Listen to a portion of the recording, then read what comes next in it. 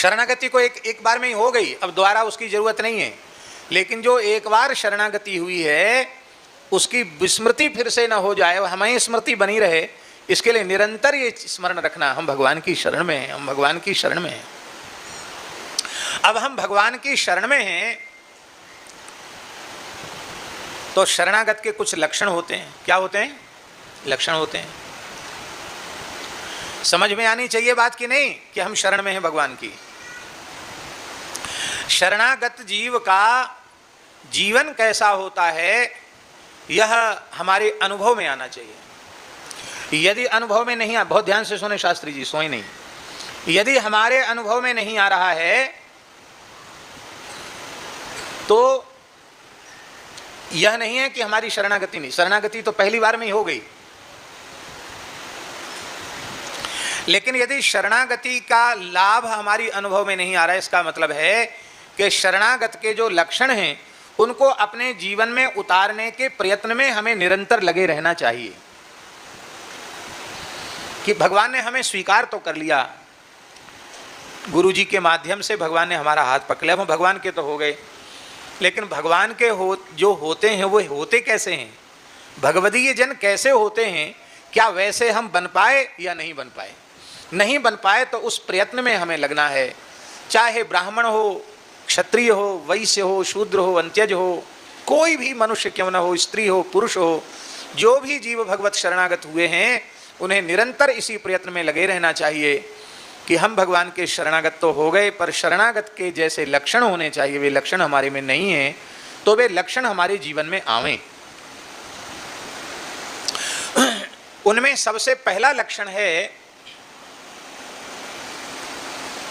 आनुकूल्यस्य संकल्पः। क्या लक्षण है? आनुकूल्यस्य संकल्पः। इसका अर्थ है कि हम सदा सर्वदा वही कार्य करेंगे, वैसे ही रहने से रहेंगे जिससे हरि, गुरु, संत ये तीनों प्रसन्न होंगे। इनके कभी प्रतिकूल आचरण नहीं करेंगे।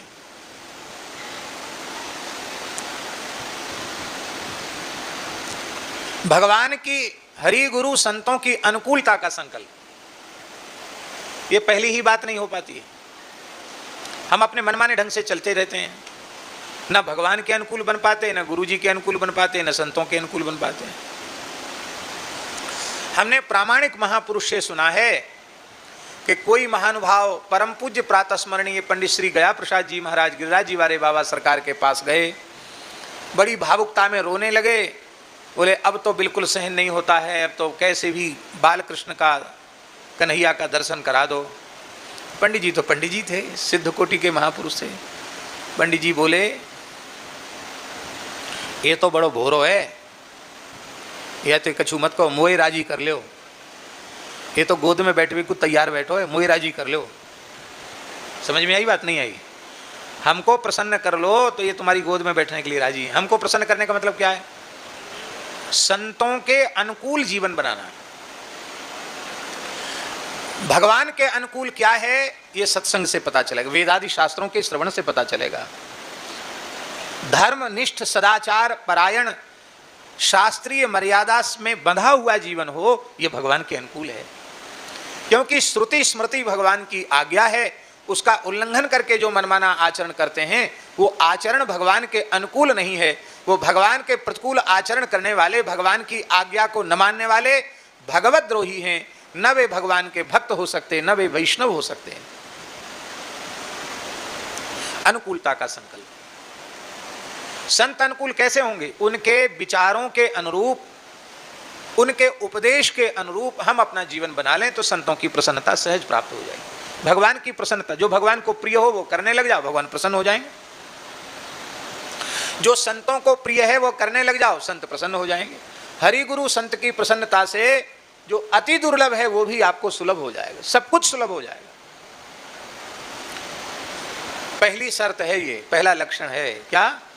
आज से हम जो भगवान के, गुरु जी के, संतों के आचरण के अनुकूल होगा वही हम करेंगे। वैष्णवोचित रहनी से ही रहेंगे। नित्य तिलक लगावेंगे, जो गुरु परंपरा से प्राप्त तिलक है। अत्यंत श्रद्धा निष्ठा पूर्वक गोपी चंदन ब्रजरज का तिलक धारण करेंगे। श्रद्धा पूर्वक निष्ठा पूर्वक कंठ में तुलसी धारण करेंगे। कभी तुलसी से एक क्षण के लिए भी शून्य नहीं होंगे। अत्यंत श्रद्धा पूर्वक एकादशी का व्रत करेंगे। श्री रामनवमी, जन्माष्टमी, राधाष्टमी, जानकी नवमी आदि पर्वों पर श्री ठाकुर जी की उपासना करेंगे। तुलसी का, गौ का, ब्राह्मण का, संत का, माता पिता का, अतिथि का भगवत भाव से आदर करेंगे। अहिंसा, सत्य, अस्तेय, शौच, इंद्रिय निग्रह आदि जो 10 धर्म के लक्षण हैं, कोशिश करेंगे कि यह हमारे जीवन में उतर जाए। यह है आनुकूल्य से संकल्प। प्रातिकूल्य से वर्जनम, दूसरा लक्षण है प्रतिकूलता का त्याग। अब देखो, ईमानदारी से अपनी ओर देखो, जो भगवान को अच्छा लगता है वो तो हम कभी करते नहीं, और जो काम कभी नहीं करना चाहिए वो हम जरूर करते हैं। झूठ नहीं बोलना चाहिए, झूठ बोलते हैं। क्रोध नहीं करना चाहिए, क्रोध करते हैं। लोभ नहीं करना चाहिए, लोभ करते हैं। अहंकार नहीं करना चाहिए, अहंकार करते हैं। बहुत ध्यान से सुने, विहित कर्मों के अनुष्ठान पर जितना जोर है उतना ही जोर, हमारी बात समझ रहे हैं आप सबकी नहीं, शास्त्रों में जिन कर्मों का विधान किया गया है उन कर्मों के अनुष्ठान पर जितना जोर है उतना ही जोर निषिद्ध कर्मों के त्याग पर भी होना चाहिए। निषिद्ध कर्मों का त्याग तो हम कर नहीं रहे हैं, और विहित कर्म का अनुष्ठान भी ठीक से कर नहीं पा रहे हैं, और फिर कहते भैया हम तो इतने दिन से शरणागत हैं, हमें तो कुछ लाभ ही नहीं हुआ, हम तो जैसे पहले थे वैसे आज भी हैं, हमारे में कोई अंतर नहीं पड़ा। अरे अंतर कैसे पड़ेगा? प्रतिकूल निषिद्ध कर्मों का त्याग।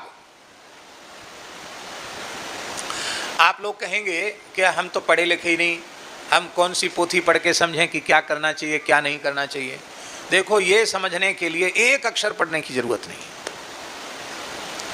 एकदम मूर्ख निरक्षर भट्टाचार्य व्यक्ति भी यह निर्णय कर सकता है कि क्या करना चाहिए क्या नहीं करना चाहिए।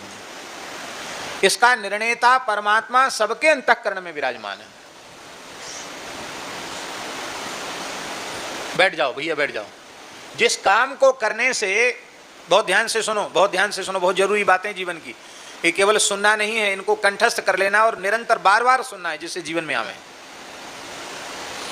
हृदयस्थ कर लेना है। क्या कह रहे थे हम, भूल गए, दूसरी तरफ दृष्टि चली गई। हाँ,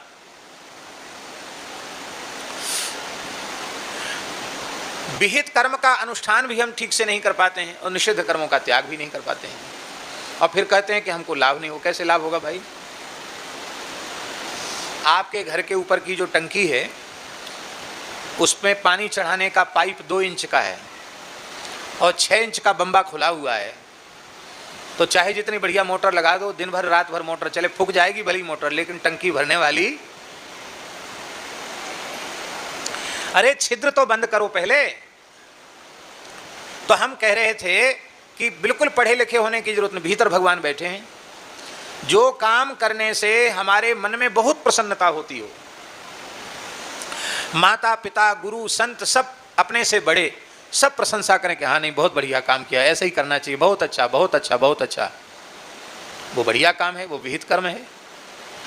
जिस काम को हम दूसरे की नज़र बचाकर करना चाहते हैं, करने के बाद मन में प्रसन्नता नहीं होती है, बड़ी ग्लानि होती, करे हमने ये ठीक नहीं किया, माता पिता गुरु संत सुने उनको भी पीड़ा हो, करे ये तो बहुत गलत किया, इसने ऐसा नहीं करना चाहिए था, उसी का नाम पाप है। और जो काम करने से मन में प्रसन्नता होती इसी का नाम पुण्य है। देखो, जिस क्षण जीव भगवान की शरण होता है उसी क्षण उसके अनंत जन्मों के पाप नष्ट हो जाते हैं। सन्मुख होए जीव मोहि जबहि, जन्म कोटि अघनासहि तबहि। करोड़ों जन्मों के पापों का नाश आज हो गया। जब से सृष्टि में हम पड़े थे तब से अब तक के सारे पाप आज भगवान की शरण ग्रहण करते ही नष्ट हो गए। ऐसा विश्वास करो मन में। अब हम पूर्ण निष्पाप और निर्मल हो गए, कोई पाप हमारे जीवन में नहीं बचा। अब हमारा नया जन्म हो गया, अब दूसरा पाप न बने, बस इसकी सावधानी रखनी है। अब तक के तो सब नष्ट हो गए, लेकिन अब नया जन्म हो गया, अब एक वैष्णव की जैसी रहनी होनी चाहिए, वैसी रहनी आपकी होवे। अब आपसे जीवन में पाप न बने, क्योंकि अब कोई पाप बनेगा ना तो उसकी पीड़ा भगवान को होगी। क्यों? भगवान से पक्का संबंध हो गया, भगवान को बहुत पीड़ा होगी। संतों को पीड़ा होगी, गुरु जी को पीड़ा होगी, इसलिए ऐसा कोई काम न बने कि जिससे हरि गुरु संत पीड़ित हो।